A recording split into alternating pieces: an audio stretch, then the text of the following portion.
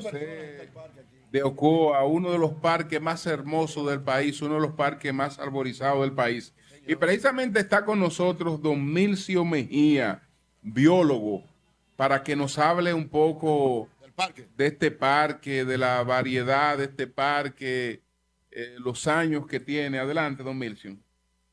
Buenos días a todo el público que siempre sigue este programa y darle las gracias a ustedes por darnos el privilegio de tenerlos aquí en Ocoa. Gracias, don Milcio. En este valle intramontano, que es uno de los mejores valles que tiene la isla de la Española. Este Parque Libertad tiene una historia bastante larga, una historia desde el punto de vista sentimental, desde el punto de vista de conservación y hasta desde el punto de vista político e histórico. Aquí, en esta esquina, era donde venían todos los líderes políticos a pronunciar sus discursos. Aquí tuvimos en aquella esquina, teníamos una tribuna que todos los líderes políticos la usaban. Y recordamos esa visita de Manolo Tavares en aquella oportunidad. Manolo Tavares. Sí, un discurso memorable. Oh.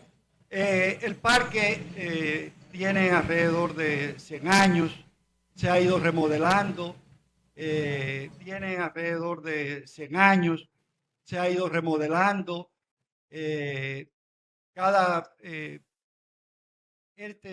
Inicialmente era un rosal. Estando yo pequeño, todas estas jardineras eran un tremendo rosal. Un señor llamado Manuel lo atendía y cuidaba que ninguna persona pues pudiera... O sea, un rosal, es rosa que se diga. Un aroma, todo, pero ha ido cambiando todo esto.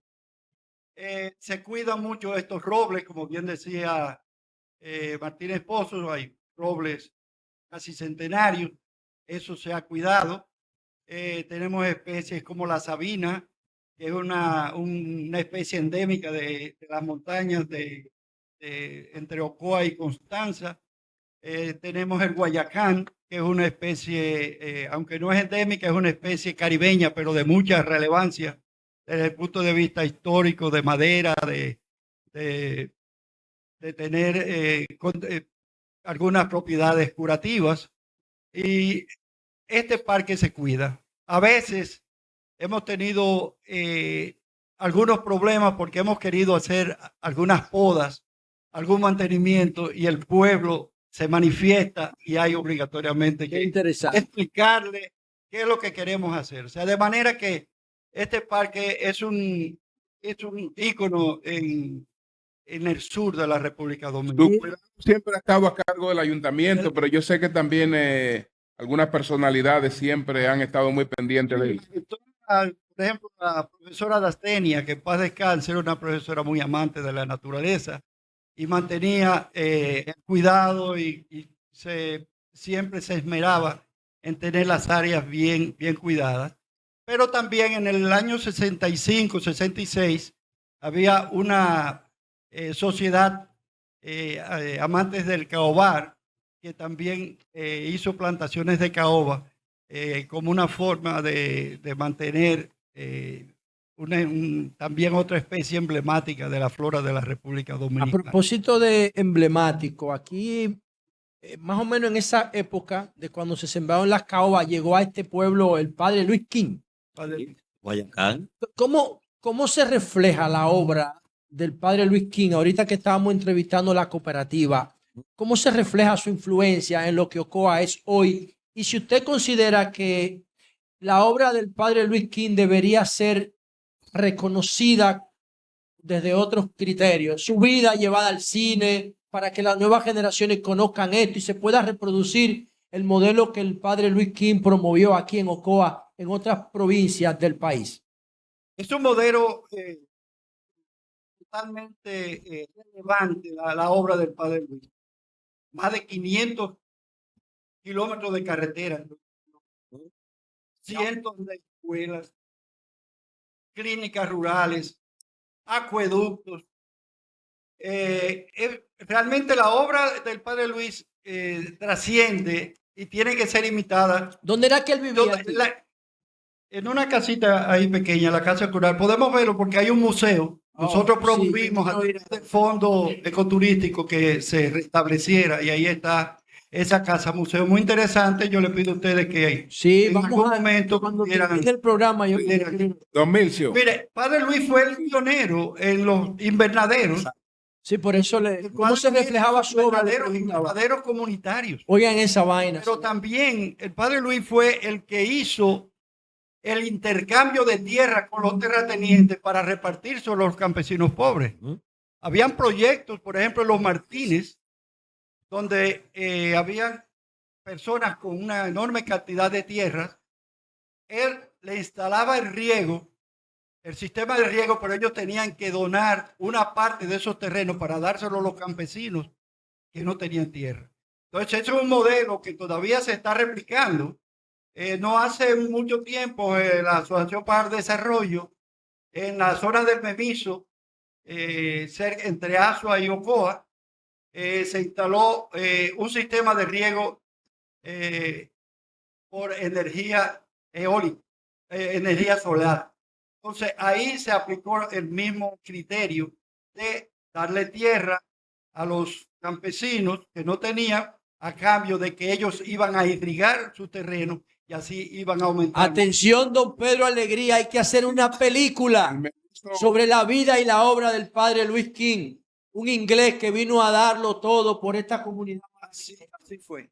Y debo decirle algo, cuando el padre Luis fallece, fueron unos meses antes de la tormenta Noel y Olga, y el pueblo de San José de Ocoa estaba totalmente desprotegido, porque todos los líderes políticos venían a saludar al padre. Yo decía, venían a confesarse.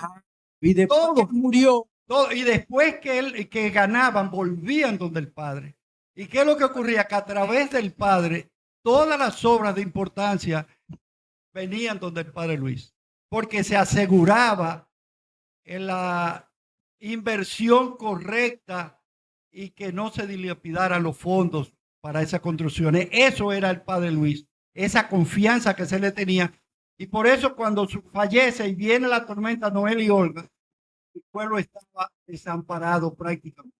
Y ahí entra una fundación de la que somos miembros, la Fundación Ocoa de Pie, que hace trabajo no para imitar al padre, sino para ayudar a que el pueblo se levantara de esa gran tragedia que fue el fallecimiento del padre Luis y la tormenta Noel y Olga, que nos dio casi igual que esta del 18 de noviembre. Don Milcio, aquella delegación que llegó al país desde el exilio a la creación del Partido Revolucionario Dominicano, funda el primer comité de base del PRD en Ocoa. De Ocoa. ¿Dónde ocurrió eso? ¿Qué recuerdo hay de eso? Fíjate, es que la juventud ocoeña era bastante revolucionaria. Aquí teníamos a don Blanco Castillo, teníamos a Plutarco Ascensión, teníamos a don Manuel Soto, los Castillo, César Castillo, que era el secretario del 14 de junio, hay fotos de él junto a Manolo en aquel discurso. Estaba el doctor Giol Mancebo. O sea, era aquí estábamos muy influenciados por las ideas de Fidel Castro del 59. Recuérdense que nosotros, en el año 63, la guerrilla, había un foco guerrillero en las lomas de Ocoa, donde murió Hipólito Rodríguez Sánchez, que estuvo sepultado aquí en Ocoa. También volvieron los movimientos guerrilleros de Orlando Mazara, su asesinato en esa montaña. O sea, fue un pueblo muy golpeado desde el punto de vista de la dictadura y también de los 12 años. Entonces, ese espíritu se manifestó en que muchos de esos jóvenes, miembros del 14 de junio, pues pasaron a conformar una parte el Partido Revolucionario Dominicano. sea, es una historia bien El bonita. país estaba en guerra. Eh, Y de la muerte de Camaño, ¿qué usted nos puede decir de la muerte de Camaño? ¿Qué pasó ahí? ¿Cómo se dieron los hechos? Si es verdad que su cadáver nunca apareció, si había una situación de riesgo como para fusilarlo después que lo hicieron preso. ¿Qué usted como historiador recuerda de eso? Bueno, no como historiador, sino que estábamos acá en el año 73 y como bien, el servicio de inteligencia sabía que Camaño tenía esa ruta para venir a Ocoa. Y eso se sabía porque ninguno de los dirigentes del PRD de esa época podía visitar los campos. Cuando visitaban los campos bajaban presos. Bajaban presos. Y después se le pidió información al profesor Juan Boque qué pasaba que los dirigentes del PRD de esa época no podían visitar. Entonces se investigó y se decía que parece ser que se tenía información que este era de los lugares por donde el coronel Camaño. El padre Luis King no tuvo ningún problema o alguna vinculación o algo en ese momento por lo de Camaño. El padre Luis era una figura muy respetada. En el año, en el gobierno del presidente Salvador Jorge Blanco se le quiso deportar. Ajá. Sí. Jorge Blanco lo quiso deportar. Explíquenos. Y nosotros tuvimos que tomar la iglesia, los jóvenes de acá. ¿Con qué alegato? Porque el padre Luis siempre, al ser un sacerdote bien progresista, siempre se le decía que era comunista, pero no era así, era que las ideas del padre eran muy avanzadas. ¿Qué año? Después de abril del 84. 84. Señores, Entonces, el padre Luis en el año jugó un papel extraordinario porque era una autoridad y llegó a proteger a muchos de los jóvenes que estaban perseguidos y ese tipo de cosas. una información, señores. Mauricio Mejía, muchas gracias. Sí. Más de lo de Camaño. Ya, déjalo ahí, José. Sí, déjalo ahí, José, para yo no decirte la historia mía entonces. Mira, una información, temprano en la mañana de hoy se reporta un accidente en la carretera Sánchez, en la zona de Quitasueño, donde una patana impactó un autobús de pasajeros, resultando muchas personas heridas. El tránsito en ambas direcciones está sumamente congestionado. Todavía no hay una información precisa de la cantidad de heridos en este accidente y de si puede haber dentro de esas personas algunas fallecidas. Así que vamos a estar dando seguimiento a esta información, repito, en la carretera Sánchez, en la zona de Quitasueño, una patana impactó a un autobús de pasajeros, provocando muchas personas lesionadas. Aquí tenemos una representación de la Asociación de Productores de Rancho Arriba. Está Johnny Hoga y está Wilkin Mejía. Vamos a conocer cuál fue la situación en Rancho Arriba y después vamos a conversar con Yali Soto, que es candidata a diputada por el PRM aquí en San José de Ocoa. Pero vamos a conocer con Yoga y con Mejía cuál es la situación de los productores de Rancho Arriba. ¿Qué pasó en Rancho Arriba a propósito del disturbio tropical? Adelante. Primero, buenos días. Quiero hacer un pequeño recuento en breve tiempo de lo que el sector invernadero viene arrastrando principalmente en Rancho Arriba, puede decirse a nivel nacional. Mira, el sector invernadero desde el 2014 viene acumulando pérdidas.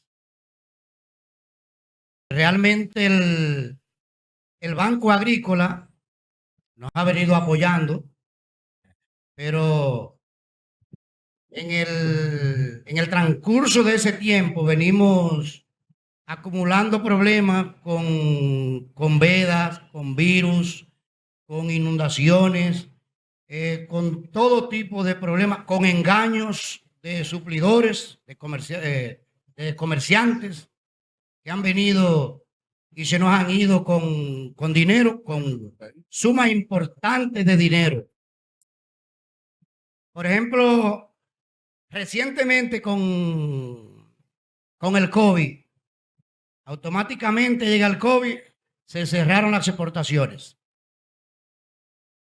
Casualmente, todos estábamos con 1 y 2 semanas de cosecha. En mi caso, por ejemplo, cuando se cerraron las exportaciones por el COVID, yo tenía 6 hectáreas solamente de tomates, comenzando a cosecharla, que tuve que quitarla. Imagínate cuánto yo solo perdí. Así perdimos todos. ¿Qué pasó con el Banco Agrícola? Sí, el Banco Agrícola nos dio la mano. Ajá. Pero lo que nos puso fue nos pasó la mano, nos dio más dinero. ¿Qué hizo con eso? Extendernos el problema. ¿Cómo así? Te presta, por ejemplo, para poner un ejemplo práctico ahora mismo, con lo que está pasando con el fenómeno. Nosotros necesitamos dinero para volver a poner la siembra porque se perdió total. Si el banco ahora mismo opta por prestarnos más dinero, lo que está es apretándonos más, porque mañana hay que pagarlo. No sé si ustedes me entienden. Sí, pero digo, es un préstamo que tienen que pagarlo, lo que pueden pedir en mejores condiciones, tasas bajas o tiempo. No, Pero es un préstamo. Lo que O sea, pasa, el gobierno quiere Se regalarlo. propone que el gobierno Se lo regale. que el gobierno que le done no, le he querido hacer este recuento para contestarle a Julio Ujú. Lo del Banco Agrícola. por el Banco Agrícola, que hablaba ahorita, y también con razón Julio, de que el Banco Agrícola, si se le pone a tasa cero, tiende a desaparecer. Sí. Escuché que Julio ahorita habló del tema, yo estaba escuchando allá afuera. sí. Pasa lo siguiente. Lo que ha pasado ahora con la tormenta en el sector agrario en Rancho Arriba amerita no solo tasa cero. En el sector agrario en Rancho Arriba amerita en estos momentos que ese 1.100.000 metros que se inundó, el presidente condone las deudas de ese sector, específicamente en la reforma agraria.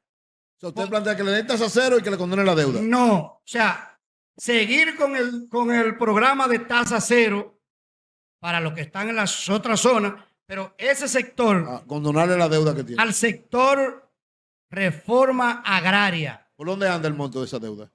Ahí es que está el 90% de las inundaciones. Sí, pero ¿de qué monto hablamos? Aproximadamente. Lo que quiere que le 20, 30, 40 millones. No, ese es el problema. Te voy a responder lo de 20, 30 millones. No. Sí. Pasa lo siguiente con el productor de invernadero. Por poco que deba un productor de invernadero teniendo 1 hectárea, debe sobre los 20 millones de pesos. Wow, cada uno. Cada uno. ¿Y por qué? De ahí en adelante. O sea, ¿por qué? Por los acumulativos que hemos venido, valga la redundancia, acumulando con las pérdidas. Ah, ok. El banco te presta porque el banco no nos ha dejado solo en ningún momento. El 95, 98% de los préstamos que tiene el sector invernadero es del Banco Agrícola. Pero Johnny, una pregunta. Sí. El gobierno ha anunciado que su visión es de un fondo de asistencia, ¿verdad? De contingencia para este momento. ¿Ustedes tienen información de que el fondo sería para prestarlo a tasa preferencial, ¿verdad? ¿O va a ser para asistirlo, ¿verdad? Sin ningún tipo de aportes, de compromiso, ¿verdad? Un aporte. Y vuelvo y retomo la pregunta de usted puso un ejemplo de un caso. Ahora, más o menos a cuánto sería en términos globales esa deuda que ustedes quieren que le condonen. Esa deuda anda por los 2.600 millones de pesos. Ofrezco, es mucho Sí, dinero. porque Son es dinero. que es que no es dinero. El Estado tiene dinero. Y es para suplir comida. Es como si Para fuera que a ustedes y al mundo le llegue comida a su casa. Yo quiero que ustedes entiendan que esa inversión, los agricultores, su inversión está a merced de 3 minutos de un tornado. Lo que cayó en Rancho Arriba fue una harina para el agua que suele caer. Por eso le pedimos, y se lo dijimos al presidente en su visita. Yo creo que lo siguiente, plenamente de acuerdo, insisto, con cualquier asistencia frente a una coyuntura de una emergencia. Ahora, el sector de los invernaderos tiene que ir dándole un cambio al discurso. No es que las pérdidas no sean reales, sino que tiene que irle dando un cambio al discurso por lo siguiente, porque es un sector empresarial. Al ser un sector empresarial, mientras ese discurso permanece, tú alejas totalmente a la banca formal de la posibilidad de intervenir. Es decir, tú alejas una parte del crédito barato de la posibilidad de acercarse a ti, porque nadie se va a acercar a ti cuando todo el panorama es de pérdida y de condonación. Entonces, tenemos un sector agropecuario en las manos blandas y en las peores manos. Por una parte, en las manos blandas del Banco Agrícola, pero como las manos blandas del Banco Agrícola apenas te pueden cubrir un 30% de las disponibilidades crediticias, entonces, como tú no puedes ir a la banca formal, tienes que irte a la usura. Y entonces tú tienes más de un 70% prácticamente del financiamiento de todo el sector agropecuario en manos de la usura. Entonces, en la parte empresarial, yo creo que ya hay que ir cambiando el discurso para beneficiarse de una parte del dinero formal barato. Pero si tú lo que me hablas a mí de un panorama en que todo es pérdida y que todo es pérdida y todo es pérdida y todo es pérdida y lo que me prestaste tienes que regalármelo, olvídate que no habrá banca formal nunca para el sector. Fíjate qué pasa con eso, Julio. ¿Por qué tú crees que el empresariado no va a invertir al campo en el sector invernadero? Por el alto riesgo. Sí. Tú agarras 20, 30, 50 millones de pesos y haces un edificio, tú estás becado para tu vejez. Nosotros estamos a merced de Eso es verdad. nosotros estamos a merced de una chaveta, una gilet para entrar cualquiera al invernadero. Pero, Johnny, De una plaga, que para ahí voy. Yo soy productor, ¿eh? Nosotros, Sí, es mi clase. todos los trabajos que nosotros hemos venido pasando son los fenómenos naturales y la plaga. Y para colmo, a la llegada del gobierno, porque tenemos que hablar claro, si queremos que nos escuchen y que nos podamos entender.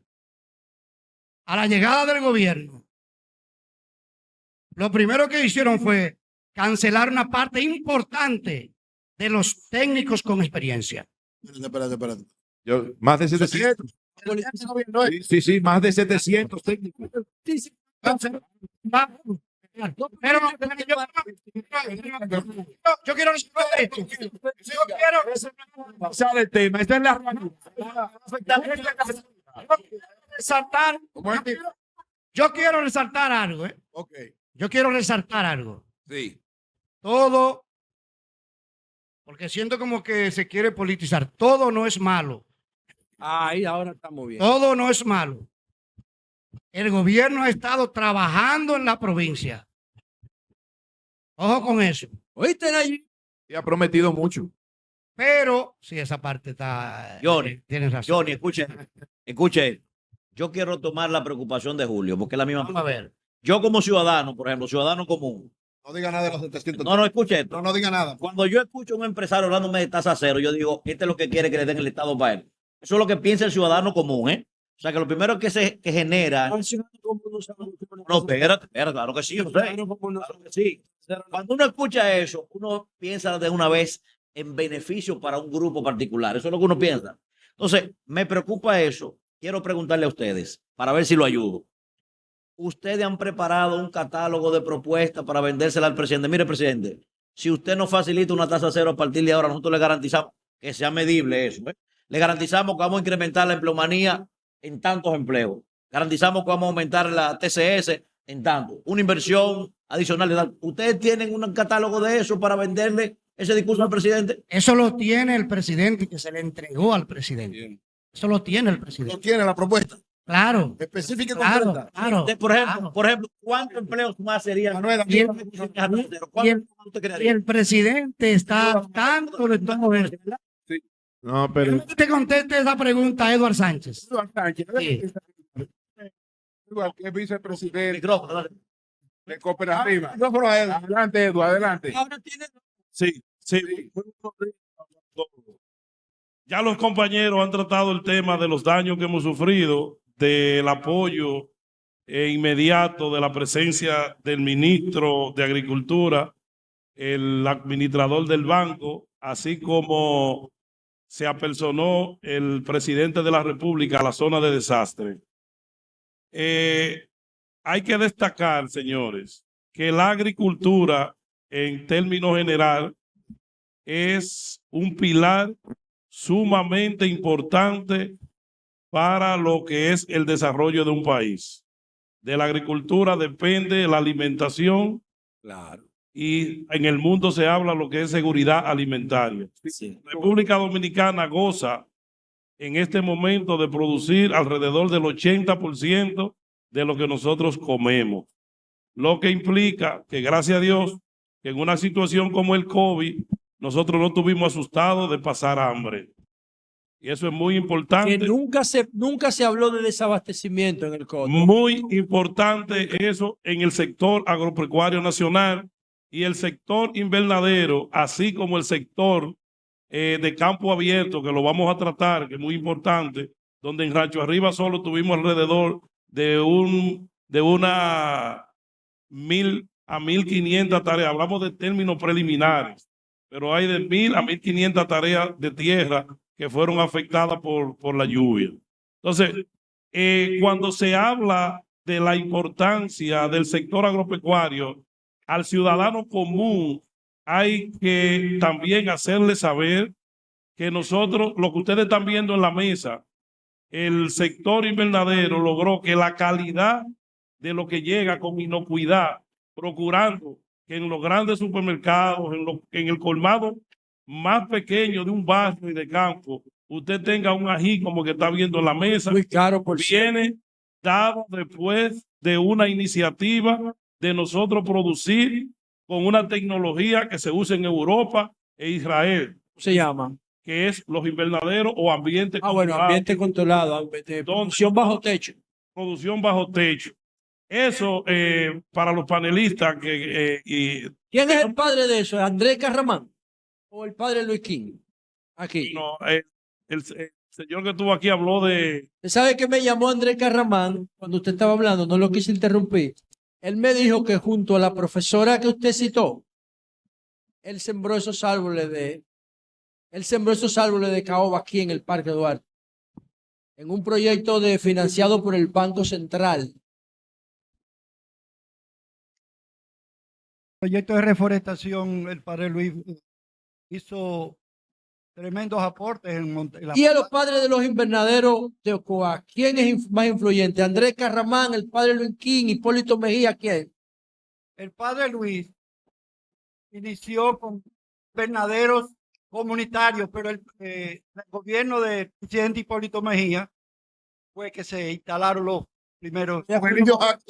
Sí, adelante, Sánchez. hay algo, los invernaderos comienzan, como todos saben, en la gestión del expresidente Mejía, luego y Regino Valera como técnico, es una parte de la historia de los invernaderos que se masificó, es decir, ya se lleva a nivel comercial. Luego, en el transcurso de los años de los demás gobiernos, se construyeron muchas hectáreas que están instaladas, y en este gobierno pues se le está dando el seguimiento a lo que es las estructuras que ya tenemos la infraestructura. Quiero destacar algo con los invernaderos, señores. Los invernaderos es una de las actividades agrícolas que conllevan una inversión inicial muy fuerte, porque como sabemos lleva una infraestructura. Es decir, tú vas a sembrar lechuga y tú siembras la lechuga en la tierra que tienes. Y es importante la lechuga, es importante que tú siembres un maíz, es importante que tú siembres una naranja, pero en ninguno de esos rubros se usa una infraestructura. Claro, es a cielo abierto. Tú no Es a cielo abierto. Hay que hacer una infraestructura primero, y es una infraestructura importada que cuesta, porque es una tecnología. ¿Por qué se hace? Primeramente se hace para globalizar el país, porque no debemos olvidar que República Dominicana es parte del mundo y por lo tanto competimos con países de Latinoamérica para proveer productos de calidad. Y es un orgullo de cualquier dominicano que vaya a una plaza de Estados Unidos y vea que su producto tenga una etiqueta como lo que están viendo acá, porque de un campo de República Dominicana llamado Rancho Arriba o Coa están saliendo productos. Greenhouse, se llama esto. Entonces, eso tiene una connotación económica diferente. Por eso nosotros insistimos que como estamos ayudando a la seguridad alimentaria, al sustento del turismo, más del 90% del producto que se consume en los millones de turistas que llegan al país vienen consumidos buscando la inocuidad en lo que se produce, debido a que nosotros tenemos certificaciones internacionales que cuestan dinero para que esos productos tengan residualidad aprobada. Brevemente, porque tú sabes mucho. Con relación a la TCS que hablábamos, para que entiendan, cada invernadero emplea normalmente entre 8 a 10 personas. ¿Son formales esos empleos? Tenemos una situación con la formalidad, y es que conocemos que la mano de obra nuestra, pues, la mayoría es haitiana, es extranjero. Pero resaltar el trabajo, vuelvo y repito, de la mano que ha sido nuestro soporte, que se llama la institución Banco Agrícola. La infraestructura instalada sin el Banco Agrícola de la República Dominicana no sería posible. Y el Banco Agrícola ha tratado, es decir, los intereses estaban un 12%, se bajaron luego a un 7%, porque hay que entender que el sector agrícola es muy diferente a lo que es el sector industrial. Por lo tanto, en la mano, el morrón y el aguacate. Este aguacate es genéticamente modificado, demasiado grande. ¿Quién gana más, el que lo produce o el supermercado que lo vende? Allá yo pago 100 pesos por él, en un semáforo o en un supermercado. ¿Quién gana más? La respuesta es corta. Los productores tenemos la carga, como decía mi colega Johnny Hoga, de tomar todo el riesgo. Quien comercializa, que es importante en la cadena, ojo, que es importante. Usted caliente con los supermercados. No me voy a calentar nunca. No me voy a calentar porque es importante en la cadena.